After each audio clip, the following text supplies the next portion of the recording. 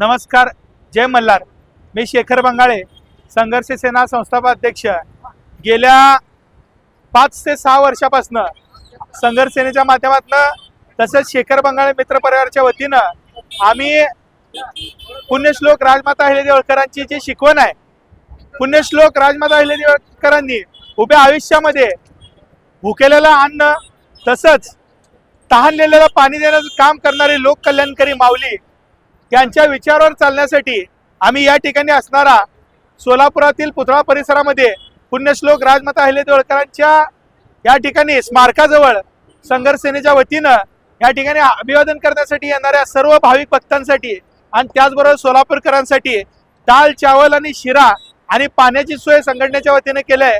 सकाळपासून विविध संघटना, विविध पक्षाचे नेते मंडळी, त्याचबरोबर पदाधिकारी, समाज बांधव या ठिकाणी उपस्थित राहिले आणि त्याचबरोबर सकाळपासून सकाळी 9 वाजल्यापासून ते मिरवणूक संपेपर्यंत या ठिकाणी आम्ही अन्नदानासाठी 200 किलोचा या ठिकाणी तांदळाचा दाल राईस त्याचबरोबर शिरा अशा पद्धतीचा आम्ही सोय केलेली आहे. त्याचा कमीत कमी या ठिकाणी 4 ते 5 हजार लोकांसाठी आम्ही सोय केलेली आहे.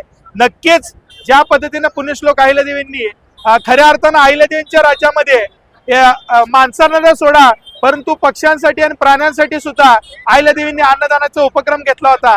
त्याच पद्धतीनं आम्ही देखील संघटनेच्या वतीनं असाच उपक्रम घेऊन त्यांच्या विचारावर चालण्यासाठी आम्ही हे उपक्रम घेतलेला आहे.